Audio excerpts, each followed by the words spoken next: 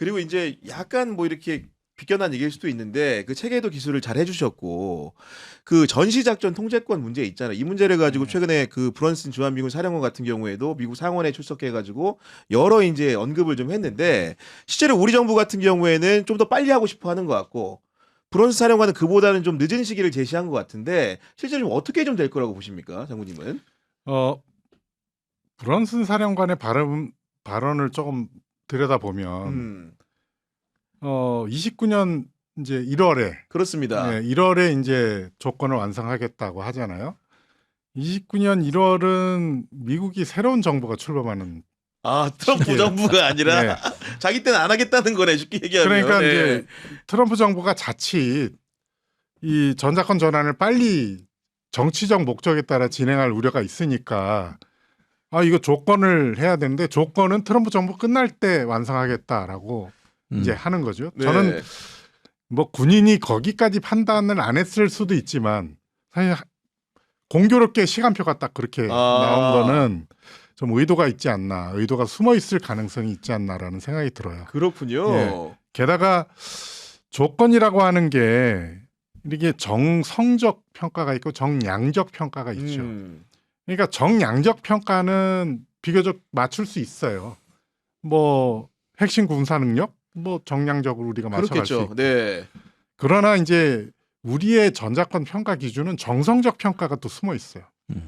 그러니까 뭐 한반도의 안보 상황 평가 이게 조건 3에 들어가 그때 있는데 다르니까. 그렇죠. 이거는 정치 양쪽 정부가 어떻게 평가하느냐에 따라 그렇죠. 네. 좌지우지 될 수 있는 부분이에요. 그거는 사실은 브런슨 사령관이 혼자 맞출 수 있는 또 뭐 평가할 수 있는 조건도 아니죠. 그리고 이제 우리 일반 국민들 모를 수 있으니까 왜 전자권 환수가 왜 필요한지 그런 그 기초적인 부분들에 대해서 모르는 분들을 위해서 좀 설명을 좀 부탁드립니다. 그러니까 전작권은 1950년 이제 7월에 유엔 사령부가 이제 창설이 되면서 한국군이 거의 와해가 됐어요. 그러니까 한국이 그 초기에 거의 각 부대가 다 와해되고 한강을 개별적으로 넘어온 군인들을 끌어모아서 시흥지구 전투사령부를 만들고 이러면서 겨우 버틸 때 이러면 이제 도저히 북한의 침공을 우리가 막아낼 수 없다라고 네. 뭐 이승만 대통령이 판단을 한 거죠. 그리고 유엔 사령부가 딱 생기자마자 우리 한국군을 다 통제해 주십시오라고 이제 의뢰를 한 거고 이제 그것에 의거해서 그것에 의거해서 작전 통제를 하겠다라고 이제 하면서 시작이 됐어요. 근데 6.25 전쟁이 끝나면서 받을 기회가 있었는데 네. 사실 그때 해필 이제 이승만 대통령이 방공포로 미국에 통보 안 하고 석방하고 이러면서 마치 휴전을 거부하는 듯한 행보를 보인 거예요. 아하. 그러면서 우리가 때로는 북한으로 다시 올라갈 수 있다 뭐 이런 정치적 발언을 하니까 미국이 이 전작권을 한국에 넘기면 어떻게 나올지 모르겠다. 겨우 만든 휴전이 흔들릴 수도 있겠다라고 하면서 전작권을 우리가 확실하게 유지하는 조건으로 한미 상호 방어 조약을 만들어 주겠다라고 라고 한 거예요. 그래서 작전권이 그때는 작전권이죠. 계속 유지돼 오다가 이제 연합사가 창설되면서 원래 유엔사가 가져 있던 작전권이 연합사로 넘어오고 이게 92년도에는 이원화가 돼요. 평시와 전시가 나눠져 버리죠. 그러니까 평시는 한국군이, 그렇죠. 전시는 미군이 미군이 하는 있는 거죠. 이원화가 되면서 한국군은 평시만 생각하고 전시는 이제 뭐 정확하게 미군은 아니고 연합사라는 체제로 수행한다라고 돼 있는데 이게 이제 세계 어느 나라도 또 어느 국가도 어느 상황에서도 전시와 평시를 나눠서. 나누기도 어려운데 그걸 나눠서 지휘 체제가 다룬 경우는 사실은 없어요. 근데 그걸 이제 우리가 한 30년 가까이 유지하다 보니까 너무 당연하게 생각하는 거죠. 네. 이것이 사실 어떻게 보면 저는 되게 위험한 상태에 있다. 위험한 상태다. 그러니까 이를테면 이런 거죠. 미군이 브런슨 사령관의 발언을 유추해서 생각해 보면 넘겨둘 생각이 별로 없는 거예요. 그러니까 저도 그렇게 느껴요. 네. 근데 거꾸로 전작권이 진짜로 행사해야 될 때 미국이 안 해. 전제권은 한국군이 세계 5위나 되는 군사력인데 어. 당신이 알아서 하세요. 그럼 손 딱 떼요. 그럼 우리는 완전히 이제 닥쳤던 개가 될 수 있어요. 그렇죠. 판단을 해본다는 생각 자체를 못 해봤으니까. 그렇죠. 네. 그리고 그것을 어느 사령부가 해야 될지도 이제 불명확해집니다. 그러니까 네. 합참은 평시만 해왔고 음. 연합사는 한 측은 있지만 미군이 빠진 연합사가 전쟁을 어떻게 할 수 있냐. 이런 되게 저는 위험한 사항이 생길 수 있다. 이 전쟁을 판단하는 기준은 군인들이 하고 뭐 군사적 기준에 한다지만 그것을 작동하는 것은 정치적 기준에서 하는 거잖아요. 더구나 우리가 트럼프 대통령이 이란 전쟁을 수행하는 걸 봤잖아요. 아니 도대체 전쟁의 지침이 뭐지? 목적이 뭐지? 또는 최종 불분명해. 상태가 뭐지? 이렇게 불분명한데 네. 그게 한반도에 닥쳐. 그러니까 그 판단을 어떻게 끝내겠다는 거야 네, 도대체. 그 판단을 사실은 미국한테 의존하는 구조가 돼버리면 야. 되게 위험할 수 있다는 거죠. 그러니까 이 문제는 빨리 정리가 돼야 돼요. 아니 실제로요. 이게 얼마나 치명적이냐 하면은 대표적으로 2010년 11월 23일 날 연평도에서 포격전이 발생했을 때 이게 오후 2시 11분부터 교전이 시작됐습니다. 그런데 한민구 합참의장이 제일 처음에 한 일은 뭐냐? 월터 샤프 연합사령관한테 전화해서 우리 반격해도 되냐? 쏠까요 말까요를 물어보니까 미치겠다. 네. 월터 샤프 입장에서는 네가 알아서 하지 왜 나한테 묻냐고. 자기가 이제 연루될까 봐 답변을 그러겠지. 못하고 통역하는 장교만 노려보는 거야. 그러다가 조금 있다가 이제 전투기를 띄운다 그러는데 이게 항공작전은 미 7공군 사령관 통제로 통제를 또 된다고 받아야 돼요? 유엔사 네. 정전식 교전 규칙에 나와 있는데 지금 두 번째 교전이 3시 11분에 또 벌어지니까 이젠 전투기를 띄워야 되는데 이거 미군 전투기를 물어보고 띄워야 되냐 말아보고 띄워야 되는데 합참 장교들이 두 패로 갈라져 가지고 할 수 있다 못한다. 그 저기 합참의장 밑에 대령이 4명 있어요. 이게 CI 그룹이라고 사령관 이니셔티브에서 그 보좌하는 대령들이 저기 의장님 전투기 띄우시라고 명령하셔야 됩니다. 그러니까 이걸 듣고 있던 작전본부장이 그 대령 등짝을 딱 치면서 네가 왜 끼어들어 이 새끼야 하고 의장님 왜 얘들 얘기를 듣습니까? 우리 얘기를 들으셔야지 이러면서 전투기는 미군 허락 없이 안 됩니다. 이라는 거야. 같은 시간에 청와대 빵카에서 이명박 대통령이 전투기를 띄우라 그랬는데 이번에는 또 거기에 안보보좌관이 저기 안 된다는 거야. 이래가지고 나중에 띄우긴 띄웠는데 몇 시에 왔는지 아십니까? 밤 9시 40분에 도착했습니다. 야 이러다가 9시 40분. 진짜 확전됐으면 다 죽었네 그냥. 그래가지고 이게 다음날 김민석 국방부 대변인이 뭐라고 브리핑을 했느냐.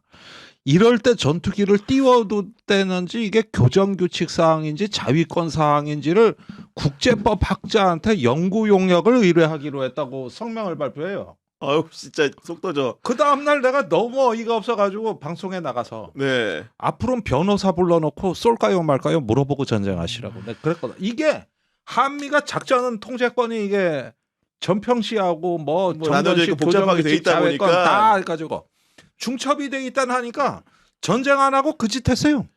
아니 이렇게 두 분 얘기 그러니까. 들으니까 전시 작전 통제권을 우리가 가져야 되는 게 맞네요. 이런 불분명한 상황들을 언제까지 견디고 있습니까? 정말로 만약에 진짜 그 상황이 좀 더 커졌다고 한다면은 서울 완전히 없었을 것 같은데 제 생각으로는. 예. 아 근데 제가 그 자리에 있었거든요. 그래? 그래. 근데 저보다 더 리얼하게 그 상황을 뭐 설명해줘서 CCTV 설치했나 봐요 네, 보니까 지금. 아니, 거기에 뭐 CCTV 설치하고 다 보신 것 같아요. 야 이거 웃기다 이거 네. 보니까.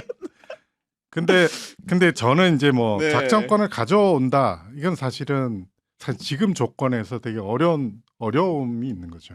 근데 더 중요한 것은 우리가 가져오든 안 가져오든 우리 한반도의 안보 사항을 스스로 주도할 수 있는 준비를 해야 되는 게 더 중요하다고 맞습니다. 생각해요. 네. 네.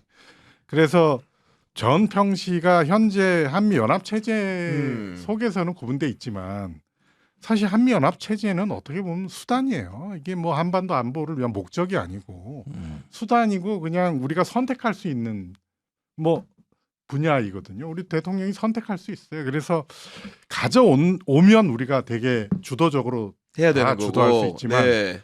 이런 상황 가져오지 않는데 갑자기 트럼프가 너희가 해 이래도 할 수 있는 시스템을 지금 준비를 해야 되는 거예요. 야, 그거 정말 맞는 말이에요. 네. 트럼프가 아니, 그러니까, 시켰을 때 봐봐요. 어디야 지금 보니까 네. 이번에 이란 전쟁에서 네. 그 트럼프가 쏟아낸 그 소셜 그 저 메시지들 네. 말입니다. 그 NSC 안 고친 겁니다. 네. 그냥 바로 국방장관, 국무장관하고 상의한 게 아니에요.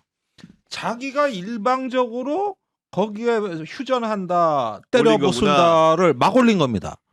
그러면 그 뒤에 미국 시스템이 움직이는 거예요. 그래가지고 그 말을 뒷받침하기 바쁘고 장관들이 또 말이 안 맞고 이래 되는 겁니다. 그러면 만일에 한반도에 북한하고 뭔 일이 일어나거나 아니면 여기에서 무슨 급변 사태가 발생이 됐다. 그러는데 미국 합참하고 우리가 합의를 하고 인도 태평양사하고 뭘 어째야 되는데 네. 그 사이에 트럼프가 이 메시지를 내버리는 거예요. 아이고 그러니까요. 네 그런 상황들이 사실은 문제시 되는 거고 제가 두 분의 얘기를 종합해 봤을 때는 이 문제는 좀 결단이 필요한 사안 같고 군 통수권자가 결단을 내려줘야 되고 결국 우리가 노무현 정부 때부터 굉장히 지난한 지금 역사를 갖고 있는 부분이기 때문에 이번 정부에서 뭔가 종국적인 그 매듭이 좀 지어졌으면 좋겠다 이런 생각이 좀 거듭 드는 거고 이제 마지막 화두 같은 경우에는 그 정동영 통일부 장관 얘기를 좀 안 할 수가 없는데 최근에 이제 미군이 뭐 정보 공유를 제한한다 이런 얘기들이 언론 지상에 많이 나왔고 실제로 이제 이것들이 미국과 한국의 관계뿐만이 아니고 우리 내부 안에서의 그런 갈등 국면으로 설명되는 부분들도 있는데 우리 의원님 보시기에는 솔직히 좀 어떤 진단하고 계십니까?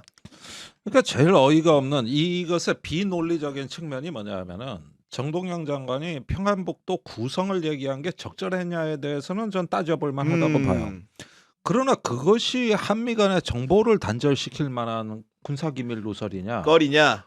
이건 좀 황당하다는 느낌이 들고 진짜 군사기밀은 뭐냐 하면은 하루에 50 내지 100쪽으로 미국에서 오는 일일 정보 보고가 있었는데 그게 끊겼다. 이게 기밀이에요.